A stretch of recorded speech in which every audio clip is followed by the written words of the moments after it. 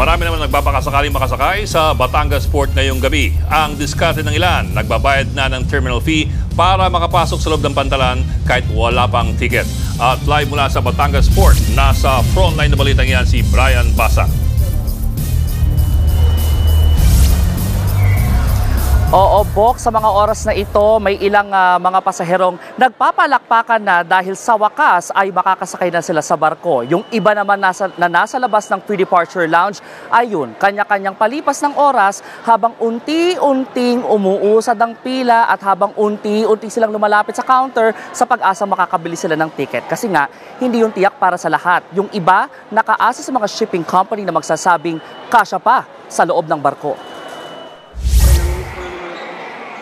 Mula umaga hanggang ngayong gabi, mahaba ang pila sa Batangas Port.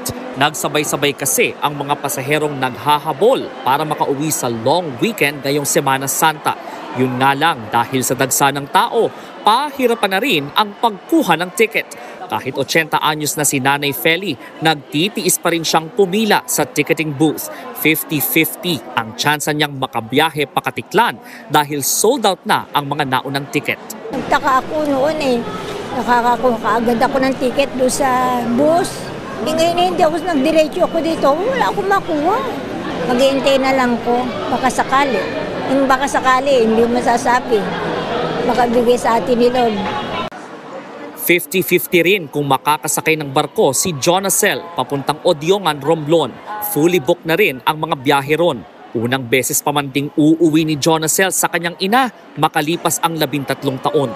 Kulang sa araw para mas makasama na mas matagal yung pamilya.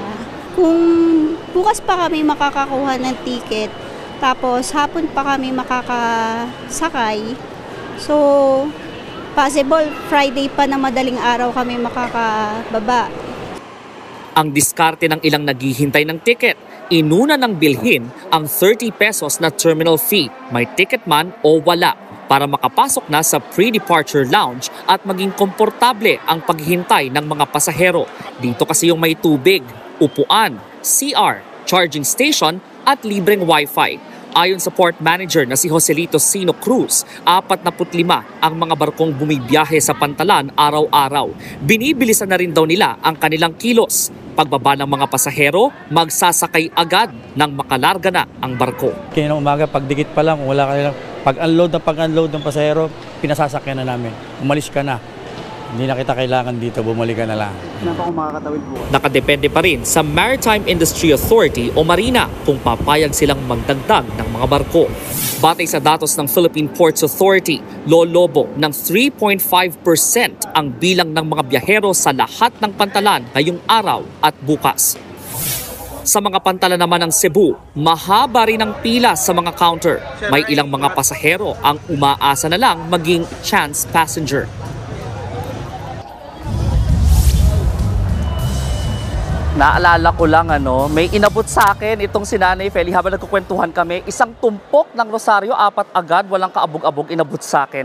Dahil para daw sa kanya, paalala ito na minsan sa oras ng kagipitan, wala raw magagawa ang tao kundi ipagkatiwala sa Diyos ang sariling problema. In her case, ang kanyang problema ay kung paano siya ngayon makakabiyahe papuntang Katiklan. Samantala, nasa 35,000 na ang mga taong nagpunta rito sa Batangas Port ngayong araw as of 8 p.m. Pero dahil ilang minuto na lang, Huwebes Santo na, ay inaasahang hindi pa rin iikli ang mga pila sa ticketing booth at hindi pa rin kokonte ang mga tao rito dahil nga gusto nila makauwi na o makabiyahe na agad-agad. Balik sa inyo.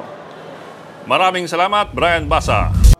Mga kapatid, Ed Lingaw po, maging maalam at may pakialam sa mga napapanahong balita sa ating bansa. Para sa mas malalimang pagtalakay at paghimay sa mga issue at headlines, tumutok lamang at pag-subscribe sa social media pages ng News 5.